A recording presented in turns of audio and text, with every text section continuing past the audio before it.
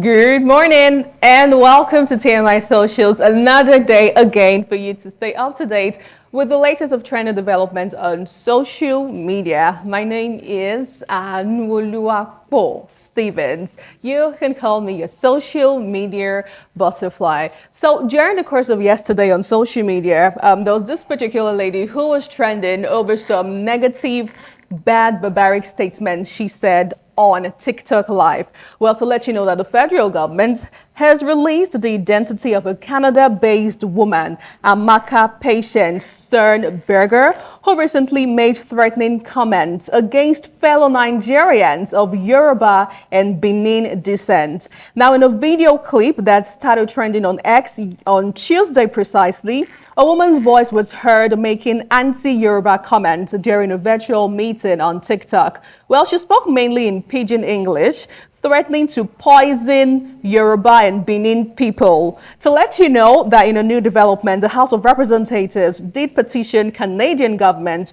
to prosecute Amaka Patience Sunnberger over Yoruba remarks. Now, can we have the petition that was flying on social media during the course of yesterday from the federal government? Yes, so there we have it. Now, let's listen to Amaka to hear her verbatim. Yeah, record me very, very well.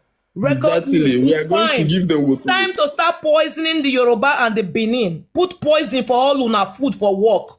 Put poison for una water. Make una go sick. I go put a pia for inside una water, inside una food. Una no go see better. This guy hate when I get for una so. It go last forever. For all of una food. Otapia. What do they call that one? What do they call that rat? Otapia. Well, she went overboard saying nasty, hateful, comments on social media. And of course, the federal government has reacted to this. Let's see how you took the story on social media. This user says, people like this should be reported and deported to self-jail term in Nigeria. It is unacceptable to be in a foreign nation and pose a danger to others, especially by targeting specific ethnic groups. This behavior is irreprehensible. Report them to relevant authorities immediately. Another reaction from this user, he says, please, everyone that's on that TikTok live with her are all accomplices. They all must be traced, every single one of them. And he also says, I applaud this discovery, but can we also balance it by discovering and unveiling those behind Igbo must go in Lagos? Well, away from that now, let's show you a trending video of thousands of residents in Sokoto State who allegedly stormed the forest to, confront bandits and rescue the abducted relations, well, citing the continuous failure of the security forces over there. Now, it will, interest you to know that on August 21st, 2024, it was reported that the Saki of the streets in, Sokoto State, Alhaji Isa Mohammad Bawa, has been reportedly killed by bandits, tortured, dehumanized, and of course, after being abducted. So during the course of yesterday, this video was trending on social media, comprising of men and women who says they want to go into the forest, to recover the remains of the man. Take a look.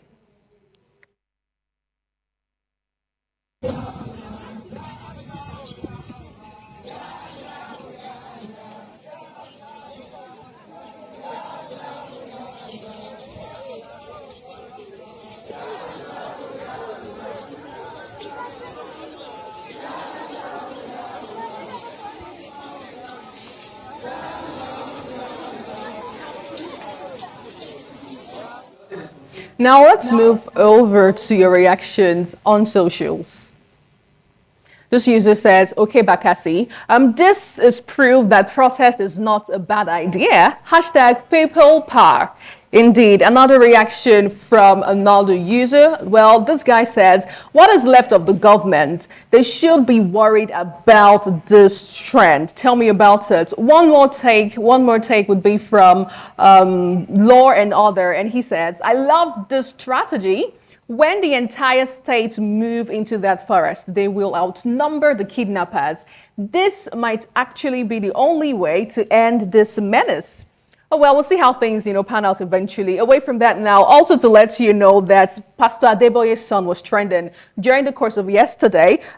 Actually, it was reported that he ran to court to stop the probe after abandoning Kaduna projects, for which he received over 8 billion naira from RFI's government. Well, Adeolu Adeboye, the son of the Redeemed Christian Church of God, General Overseer Pastor Enoch Adeboye, received over 8 billion naira from Kaduna State government for a contract, but abandoned the project after 30% completion.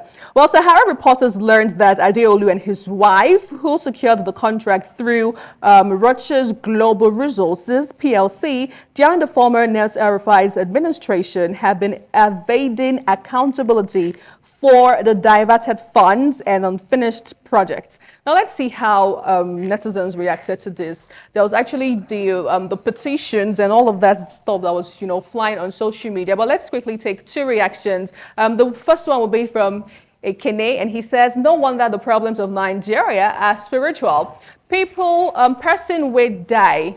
8 billion naira gets serious spiritual problem." Another take from Niger Eyes, and he says, "In my opinion, the church and its congregants are meant to be representations of godliness and moral virtue. Winning a contract is never out of place for a pastor's kid, but he must be able to demonstrate a commendable character, that is, very, very, very beneficial for comparing." Well, moving away from that, Godswill Akpabio was trending yesterday because he says, and I quote, he says, "We are diligently working hard to create a robust legal framework that will support the aspiration of all Nigerians. And we believe strongly that there is no stain in our country that we cannot erase if we stand together in brotherhood." Well, here is the gist. Godswill Akpabio, during the course of the ongoing NBA conference in Lagos State, says the reason why the government returned back to the old national anthem is because they want to rebuild Nigeria. And now let's see how netizens took this online.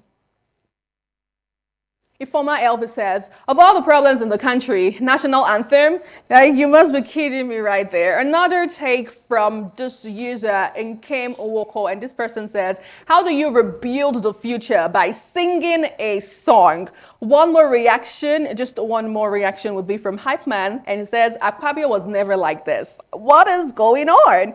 Well, my final story and also final video for you for today would be a trending video from the Anambra State governor. Apparently, he was showing a little bit of steeze. He was very demure, very mindful, as he has finally joined the Ugwongwo challenge. Take a look.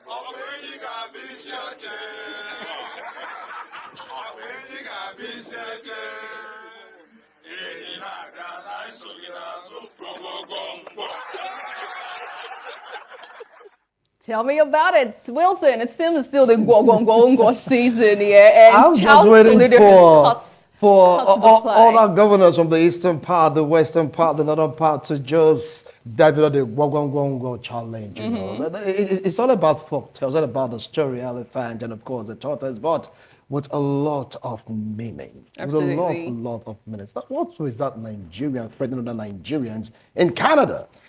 She is a foreigner. Imagine that. That's not our country. No, she's not even, okay, she's not a foreigner. I mean, okay, because the fact that she is in a foreign land here, she's a foreigner. So it's like, True. why would you threaten other foreigners in Canada that you're going to eliminate what now? It doesn't make sense. It doesn't make sense. Well, don't you think social media should be, regulated at this point? Well, in a way, you're making a point, but if you regulate it, where's the fun in it?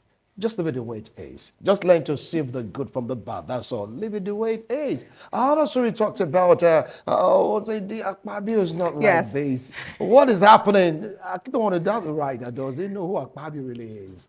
You know, really, it's your national anthem. Yes, might not be a major problem, but at least it signifies unity. Nigeria, we hate the fatherland, this and that, but that's not a major problem, though.